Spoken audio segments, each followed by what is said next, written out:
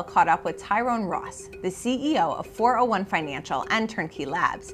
He explains why he's not a fan of the crypto ETFs that have gotten so much attention this past year. He also lays out what catalysts he thinks will drive the market's next rally. So Tyrone, last time we spoke, we were talking about financial advisors kind of not really being interested in these Bitcoin ETFs that came to market here in the US this year. Has anything about that changed since we last spoke?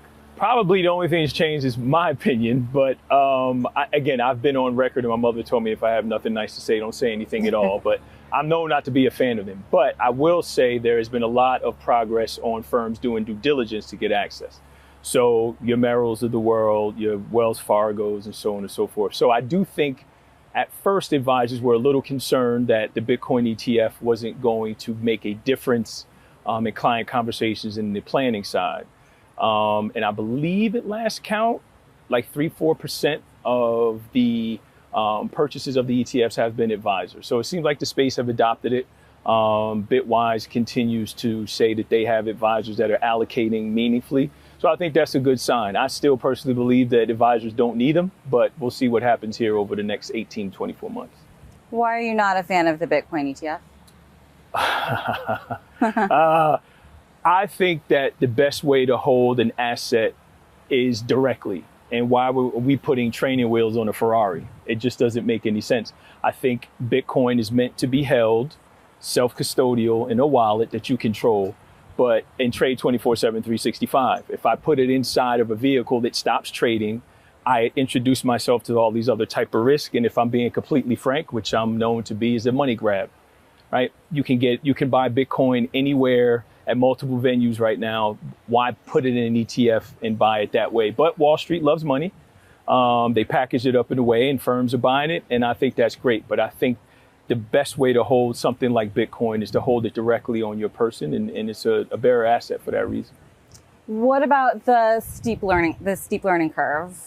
I don't believe that that's an excuse anymore. I think there are firms like Coinbase and Robinhood and others, like Cash App allows you to buy it on your phone and it automatically goes into cold storage, right? And you can sell it right there inside of the app. It'll transfer to cash. So that steep learning curve thing I never bought because there were firms that made it so much easier. Now there is a learning curve if you actually want to hold it on your person in a self-custodial way on a hardware wallet. But even that has gotten easier with Trezor and Ledgers, and we help clients with it all the time. Coinbase Wallet, which is a better version of Coinbase, their self-custodial wallet. So I think that's no longer an excuse for the space. There's a lot of venues to do so, but there are folks that deal with clients that are 55 and older who don't want anything to do with it, buy it in an ETF, and I get it. I completely understand that.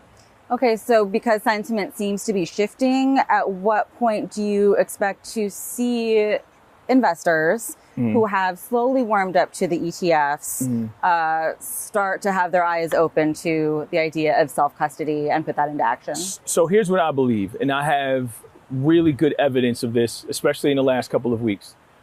And this has been my thesis for years.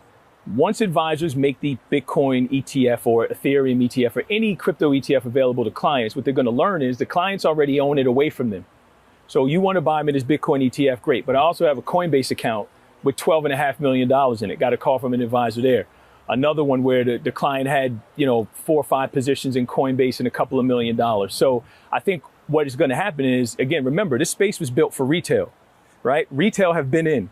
Institutions and advisors are coming in later. So the advisors and the wealth techs and the platforms have to catch up to where the end client is. That to me is, folks will figure that out. So I think there'll be an education where the advisors learn and the client have it away.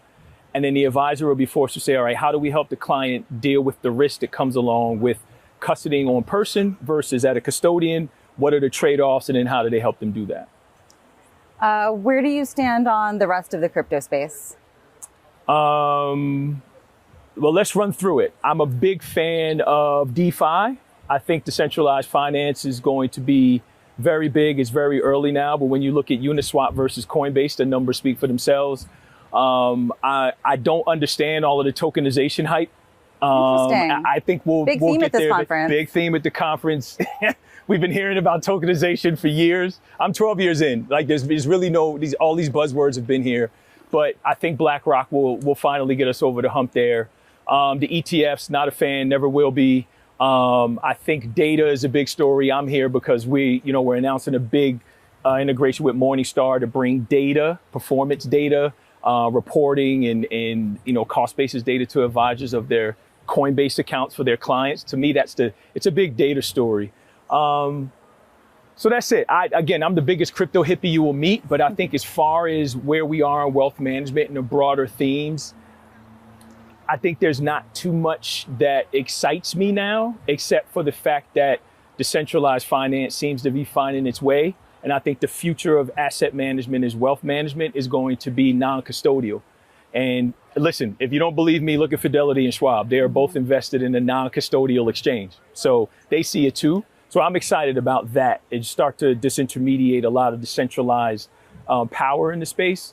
But all of the buzzwords and the other fancy stuff, I just can't. It doesn't. Stable coins too is one that I think there's some promise there, but I think a ways to go.